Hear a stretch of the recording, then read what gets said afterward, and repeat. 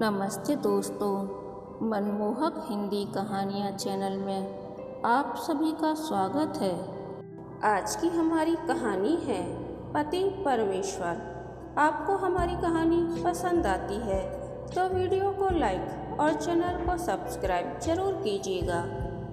निशा ने कमरे में घुसते ही दरवाज़ा बंद कर लिया और धम्म से पलंग पर बैठ गई। नया नया घर, नई नई दुल्हन, सब कुछ उसे बहुत अजीब सा लग रहा था। 25 वर्ष की उम्र में इतना सब कुछ देखा था कि बस ऐसा लगता था कि जीवन खत्म हो जाए। अब बहुत हो चुका। हर क्षण उसे यही एहसास होता कि असंख्य निगाहें उसके शरीर को भेदती हुई पार निकल जाती और आत्मा टुकड़े टुकड़े होकर जमीन पर बिखर जाती। पलंग पर लेटते ही उसकी निगाहें छत पर टिक गईं।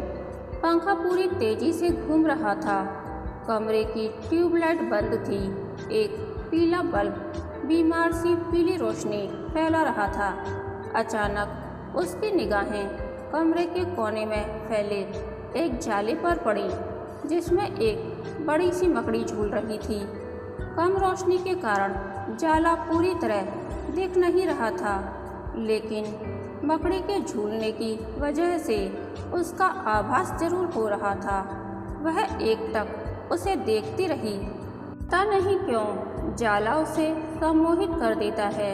उसे लगता है कि इस जाल में फंसी मकड़ी की तरह ही उसका जीवन भी है। आज 1 महीना हो गया उसकी शादी को, पर हर पल बेचैनी और घबराहट उसे घेरे रहती है। रोज माँ का फोन आता है। हमेशा एक ही बात पूछती है, कैसे लोग हैं निशा? यस, कैसा है? उसके माता पिता का व्यवहार ठीक है? चल बढ़िया, वैसे भी पढ़े लिखे लोग हैं। माँ बार बार उसे कुरेदती, पर उसका जवाब हमेशा एक जैसा ही होता, हाँ मम्मी, सब अच्छे हैं। वैसे भी यह उत्तर उसके जीवन की नियति बन गया था। चाहे कोई कुछ भी पूछता, उसकी ज़बान से तो सिर्फ इसके अलावा कुछ निकल ही नहीं सकता था। चाहे कोई उसे मार ही क्यों ना डाले।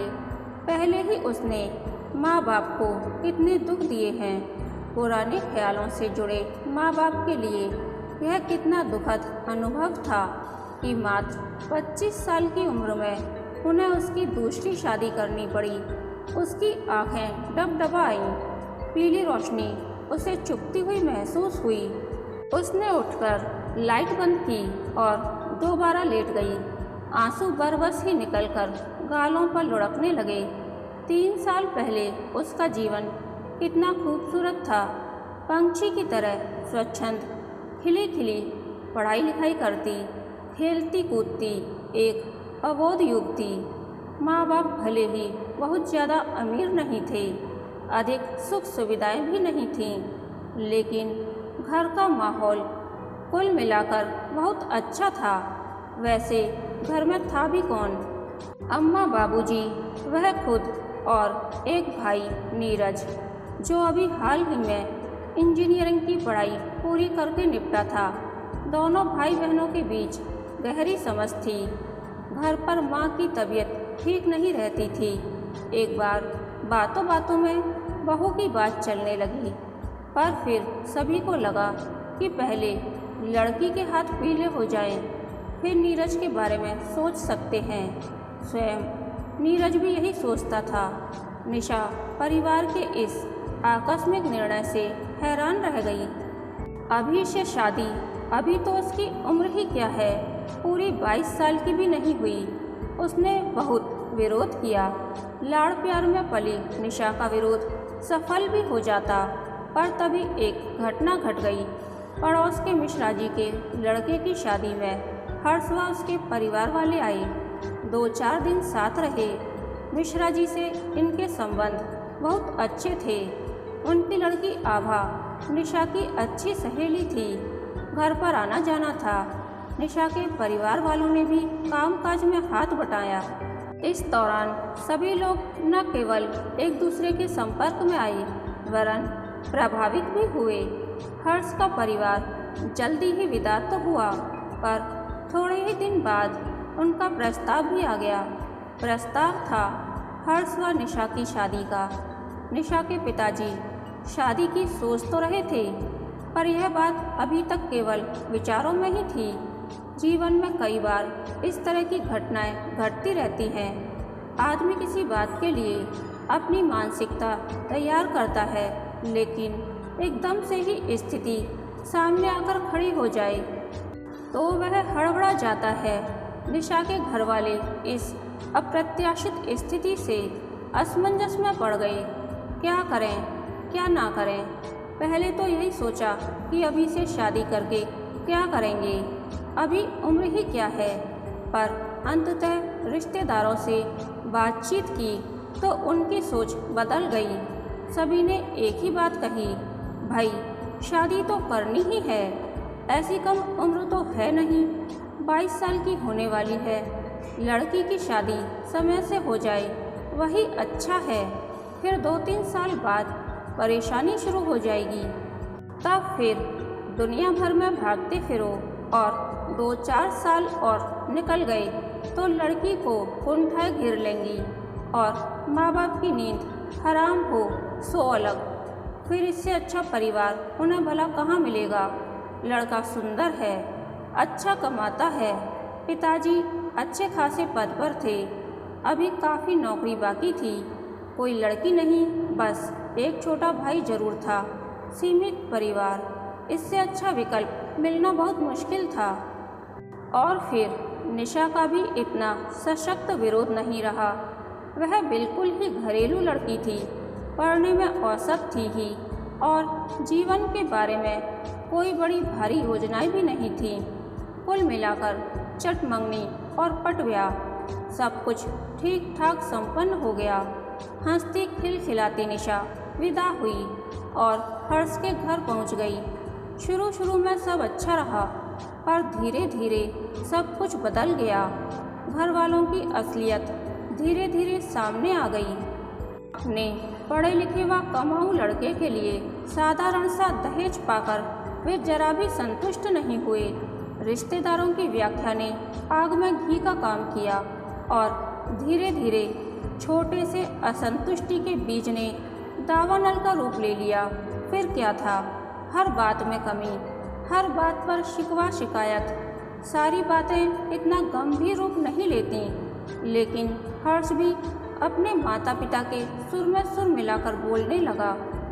निशा सुंदर थी, पढ़ी लिखी थी, पर उसकी मानसिकता घरेलू लड़की की थी। जब हर्ष अपने साथ काम कर रही लड़कियों से निशा की तुलना करता तो उसे कुंठा घेर लेती। उसे लगता कि उसके लिए तो एक प्रोफेशनल लड़की ही ज़्यादा अच्छी रहती। बस फिर क्या था, निशा का जीवन बिल्कुल ही नरक हो गया। जहाँ तक उसके बस में रहा उसने सहा भी, पर जब पानी सिर से गुजरने लगा तो उसे मजबूरन घर वालों को बताना पड़ा। घर वाले उसकी बातें सुनकर सन्न रह गए। उनके पाँव के नीचे से जमीन खिसक गई। उन्होंने बहुत हाथ पांव जोड़े, मनुहार मन्नतें की, पर कोई परिणाम नहीं निकला। और फिर धीरे धीरे यह भी नौबत आ गई कि छोटी मोटी बातों पर हर्ष उसके साथ मारपीट करने लगा।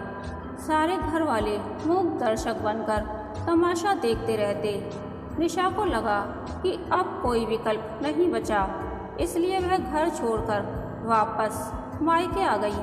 माँ बाप ने उसे इस हालत में देखा तो उन्हें बहुत धक्का लगा। नीरज तो गुस्से के मारे पागल हो गया। पिताजी ने ताऊजी को बुलवाया। सलाह मशविरा चल ही रहा था कि एक दिन निशा के नाम तलाक का नोटिस आ पहुंचा। घर के आंगन में तो सन्नाटा पसर गया। अम्मा बाबूजी दोनों ने जीवन देखा था।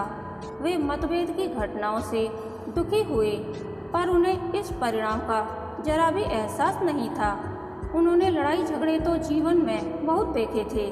सभी लोग बातें तो न जाने कहाँ कहाँ तक पहुँचने की करते हैं, पर अंततः परिणति सब मंगल में ही देखी थी। पर अब खुद के साथ यह घटित होते देख वे बिल्कुल ही टूट गए। वे ताऊजी को लेकर हर्ष के घर गए। वहाँ पर भी कोई परिणाम नहीं निकला। इसी तरह दिन गुजरने लगे। माँ बाप की हालत देखकर निशा का कलेजा मुंह को आ जाता था। उसे लगता था कि वह ही इस हालत के लिए जिम्मेदार है। एक गहरा अपराध बोध उसे अंदर तक हिला देता था। वह मन ही मन घुटने लगी। उधर अम्मा, बाबूजी व नीरज भी उसकी यह हालत देखकर दुखी थे, पर उन्हें भी कुछ नहीं सूझता था। उन्होंने उससे भी आगे बढ़ने के लिए जबरदस्ती फॉर्म भरवा दिया। उधर मुकदमा चलने लगा और फिर एक दिन तलाक भी हो गया। निशा ने इसे नियति मानकर स्वीकार कर लिया।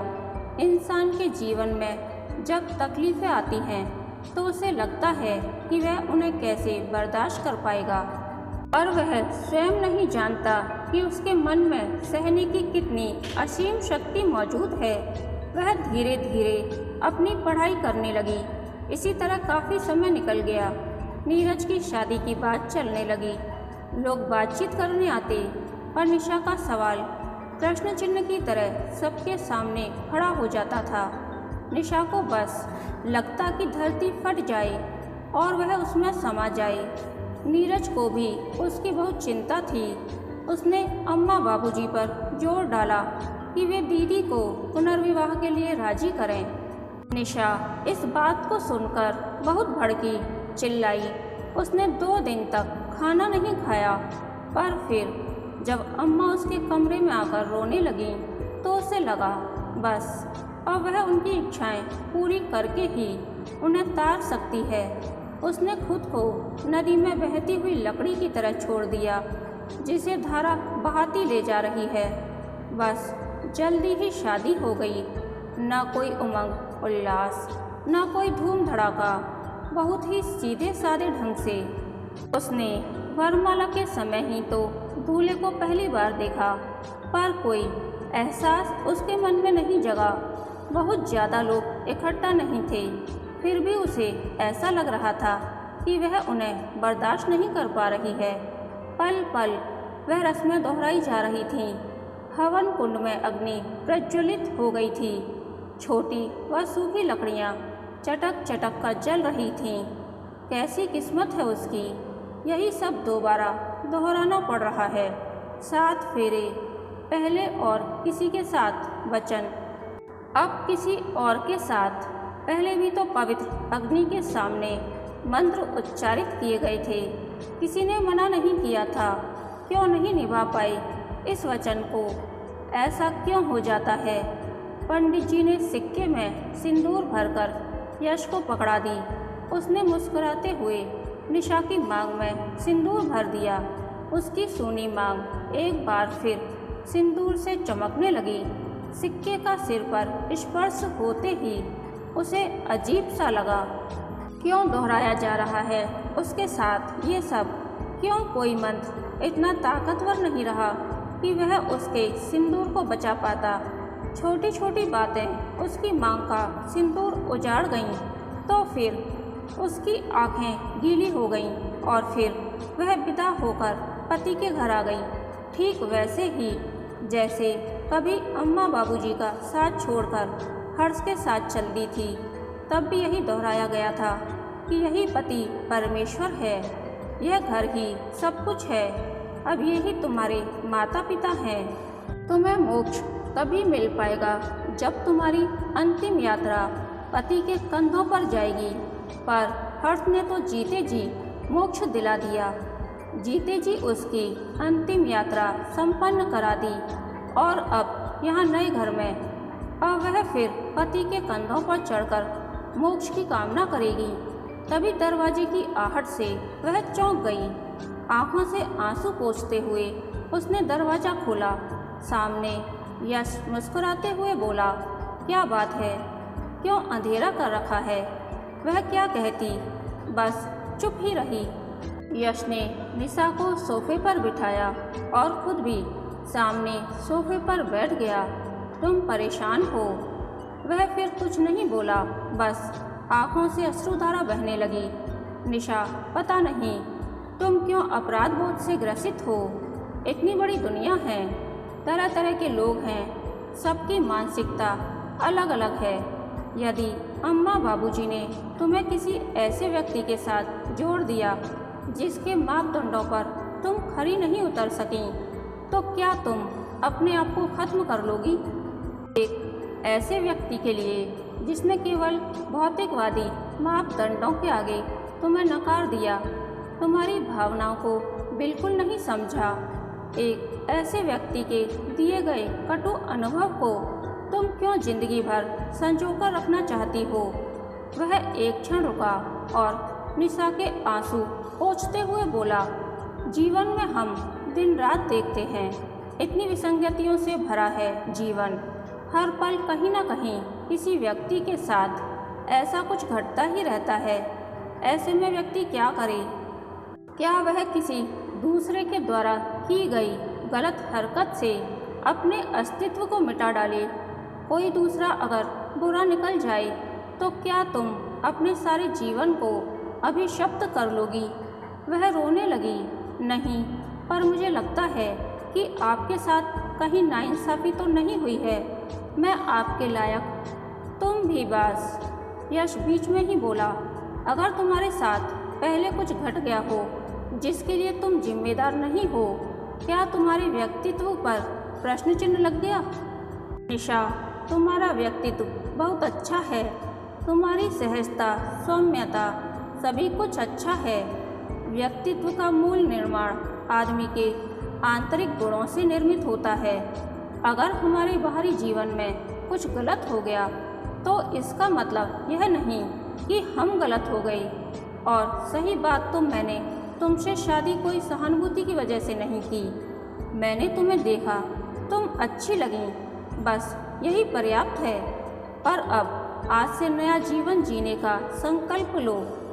बीते हुए कल की छाया कहीं से अपने जीवन पर मत पड़ने दो। अब तुम्हें मेरे साथ जीना है। मुझे तुम्हारी बहुत ज़रूरत है। निशा क्या कहती?